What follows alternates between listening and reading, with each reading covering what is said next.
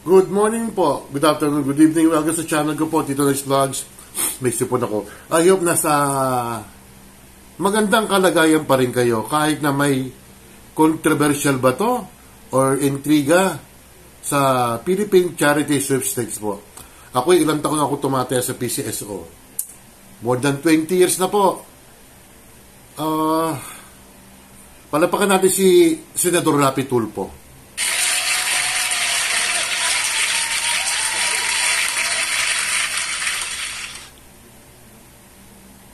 Kasi po, kayo ba'y nagtataka mga titos, mga titas, mga tumataya dyan sa loto?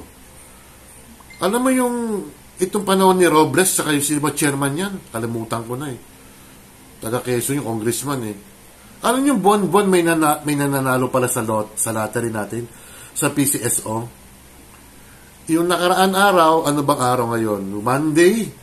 Yung, ano ba ngayon? Yung Wednesday, 6.55 po, the price is 698 million pesos po. Natamaan po yon ng isang winner lang po. Tumaya po hindi sa generic ng mga betting station. Tumaya po sa e-lotto. Itong si Senador Rapi Tulfo po naman, parang nagdududa siya mga kababayan ko. Pero in fairness sa PCSO, bibigyan natin sila ng benefit of the doubt. Eh baka naman talaga may nanalo, pero challenge po sila ni Senador Rapi Tulfo. Pakinggan natin ng konting mga excerpt po, mga yung hearing nila yung nakaraan araw. Tingnan natin ha. Sa executive session, I need to know kung sino yung nanalo. Kasi nga po, merong mga balita na karating sa amin na katropa nyo na po yung nanalo. Wait. Katropa yung nanalo. So, kakuntsa ba? Tagaloob ba yan o tagalabas? Pero yung i-divulge yung name, i-disclose. Maybe siguro sa case na to, sana itago na lang ni Senador Rapi Tulfo. Kasi yung winner, baka i-deny yan. Ay, ayoko po. Hindi pwede po sasabihin ng winner, di umano, na, sir, yung privacy po namin, paano po yan? Kasi alam nyo sa Amerika, mga kababayan ko, may mga ibang estado doon na dinidivulge, dinidisclose ang winner po. Kailan ba yung nanalo ng $2 billion? Si Edwin Castro po, Latino po yun, taga California. Siya po yung nanalo ng $2.6 billion po. As in billion dollars. Ang nakuha lang niya maybe, lahat-lahat, totally take home, $700 million. Ang laki pa rin yun ha. Ano niya ginawa sa kanya? Sinusundan po siya ng paparazzi. Kinukunan po siya parati, yung winner ha. Eh dito sa atin, sa Pilipinas, hindi dapat i-disclose yan. Kasi mahirap na, peligroso nga po eh. Ang kidnapping, blackmailing, di ba? At saka may mga tatawag sa mga so-called charity institution, hihingi ng tulong, yung pala, mga bogus pala. Pero ituloy natin yung discussion dito. Sandali lang to ha. Puputol-putulin natin, mahaba kasi. So yan. Kaya ako na-brought up yan kasi inopen up ni Senator Coco yung tungkol sa mga pagpanalo-panalo na yan. So, mamaya mag-executive session tayo para masiguro na talagang hindi po katropa ninyo. Kasi yung po yung kumakalat na balita ngayon. Dahil ko, mga kababayan ko, may mga dapat talaga siguro yung mga nag-a-accuse dyan, may katibayan talaga. Hindi, with the exception of Senator Rapi Tulfo ha, saan nakuha yung 30 million pesos na di umano'y binigay sa PCSO para manalo lang yung taong yon? May mga nagsasabi na black ops, ops daw to ni di umano'y ni First Lady. Ops daw to para dumami ang pera ng mga Marcos. Patunayan nyo yan. May mga nagsasabing vlogger eh. Mga vlogger na naman, mga kababayan ko. Para sumikat sila or para mag-abuse nga. Pero with the exception of Senator Rapi Tulfo, sir, wag naman po executive session. I-public nyo yan. Di ba? Kasi hindi sa naiinggit, pero karamihan doon sa mga nagko-comment po, mga naiinggit. Ikaw ba, pag nanalo ka ba, gusto mong i-disclose ang pangalan nyo? Ang pangalan mo. Ako, pag nanalo ako, ay, nako, hindi pwede. Mahirap na.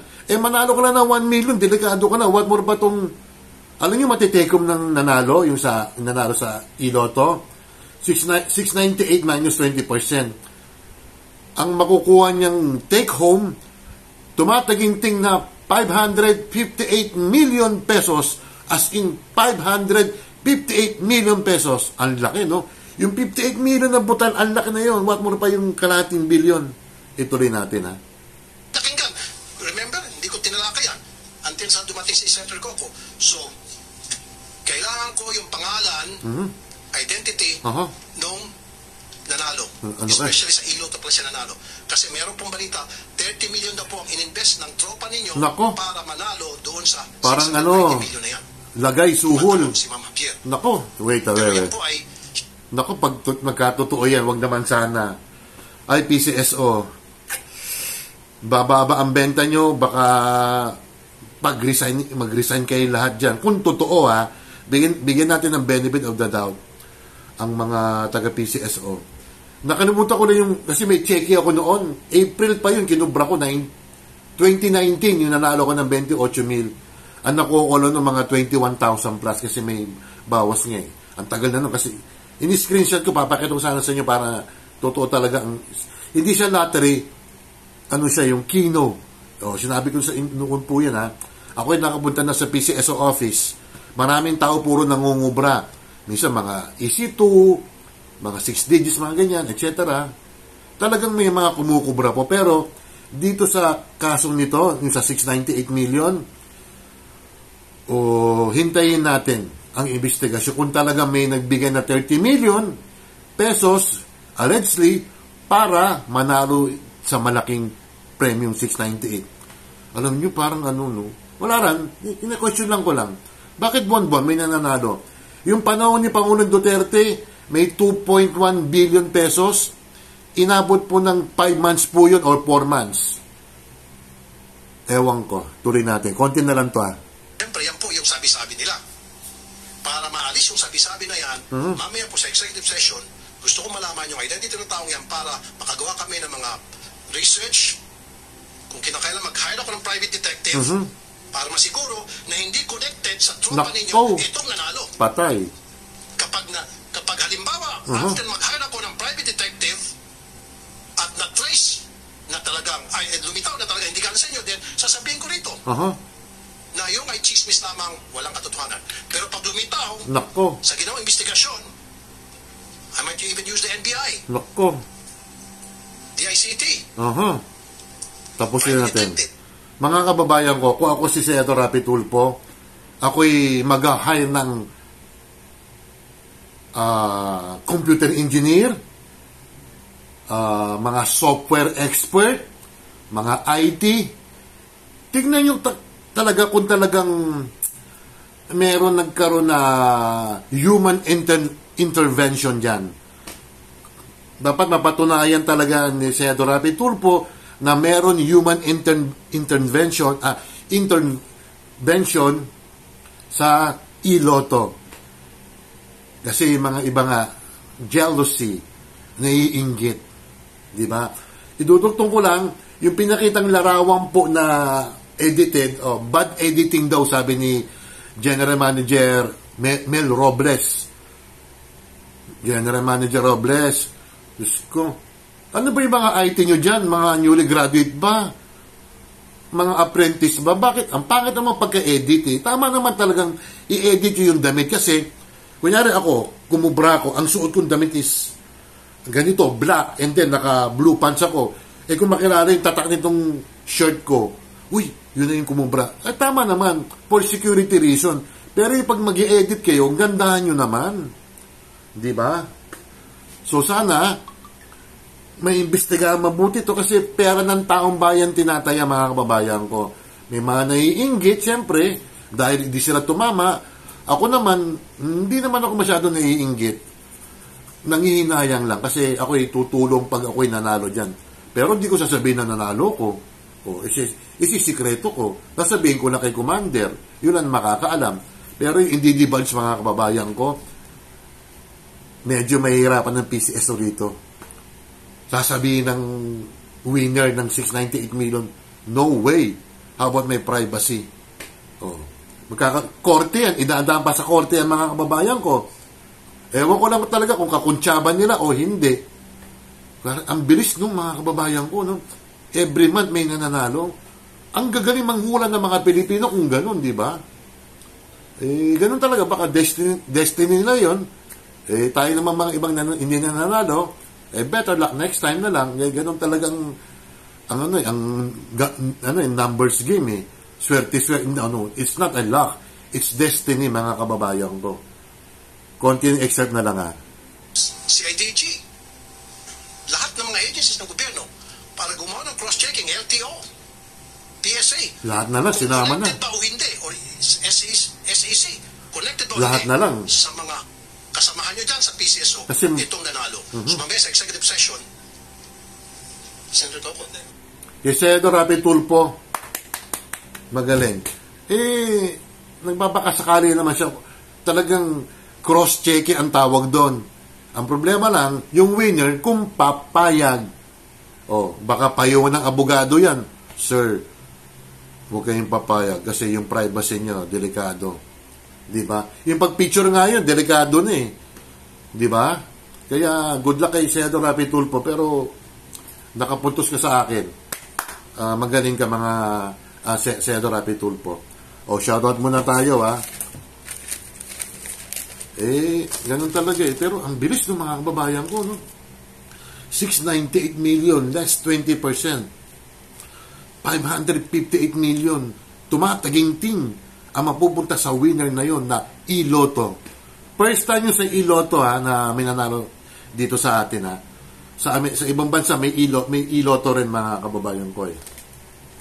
Kaya sana magandang kalabasan ng investigasyon na to. Pero request ko lang si Senador Rapi Tulfo, huwag naman executive session. Di ba? Huwag, i-public nyo. Diyos ko. Gumagaso sa kanya sa hearing lubos-lubosin nyo na. Sige. Ang isa-shoutout natin ay sino bang hindi ko na-first honor parati rito? Ito. Sino ba? Sorry. Asan mo si Angel Mix Vlogs? Parang hindi ko nakikita. Angel Mix Vlogs, Ate Ruby Vlog, Cherry Puppies Adventure, Oxy Star, Sinjin Vlog Official, Michi Tigerfield, Charlene Mendrano, Babangkin, Jane Barona Vlog, Coach MB, Doc Juday, Mamaling Official, Amlena Vlogs, Tess Sabala Official, Nanay Eva TV, Juban de Motorista, Melon de Calabasa, Principal Kim, Mayang Vlogs, Eldon SK Vlog, Reps SK Jamming Vlog, Ehal Purple, Junito Marinado, Myra T. Sanchez, Kabitek TV, Rhea May Perolino, Tony Marsan, Rizal Easy Mix, Nawigay, si Angel, okay na, Chubbs de la Cruz, Mike, wag na nga, Arlene Hugs, Casablanca, Jessa Marie, Baby Yashi, Eunice and Burgess Tanden, Malus TV, Food Trip Ranger TV, Guwapong Lalaksot, Jana Mix Vlogs, Benji Sanchez, si Opa, Angeline Longanson ng New Zealand, Dems Cake, Sweetie Cake Channel, Nuna Wonder PH, Judas Vlogs, Ella Kimo, Cindy Mini TV, Eris Neris Channel, Jarian ng Saudi Arabia, Dala Ricardo ng Israel, Evelyn Orasi, Evelyn Novician, Simply Grace, sino ba to? Ate Isabel and Tess Padolina, si Kumare, Nina Laresma Lorzano, Marites Coho, Kojos TV, Tita Pearl, Angie of San Francisco, Fergie Albino, Kabater Naga, Rosebird Adventure, Family Flower Vlogs, Joby's Official Channel, Charles Lumawig, Abaw SKTV, Tita Pearl, Boss Aning, Girly Mercer and Casey, Banana, Sarah Vlog and Learn, and what's the name of that? Abu Fariel. Mga kababayan ko, shout out sa inyong lahat.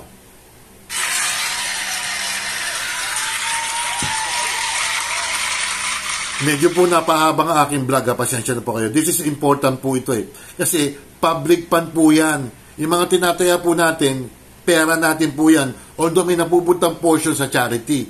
Pero kung talagang itong PCSO di umano'y rig ang mga games dyan. Sino mananagot dyan? Huwag sana naman. Bibigyan natin na benefit of the doubt pang ang ano eh. Pero si Senator Rapi Tulfo, ako nagtataka, saan niya nakuha yung 30 million pesos di umano'y parang allegedly bribe di umano sa PCSO just to get that winning prize na 698 million. Sana maayos yan. Kay General Manager Mel Robles, humanda ka na ng mga sagot nyo, ha? Mga alibis nyo. Yung winner, ewan ko na kung papayag yan madibulge yung name niya, baka magkaroon ng hold dyan na magpa-file sa korte na huwag sabihin ang pangalan ng winner. Pero, kung sakali lang, baka bata nyo yan, tanong lang, bata nyo ba ang nanalo? Question mark. Don't forget to like and subscribe. Hit the bell notification para ma-update kayo sa aking mga video. Sa mga tumataya, mag-lucky pick na lang kayo. Kaya ko, mababa na taya ko. 40 pesos na lang. Maraming salamat po at mag-iingat po kayo. Good luck sa mga taya nyo. Bye!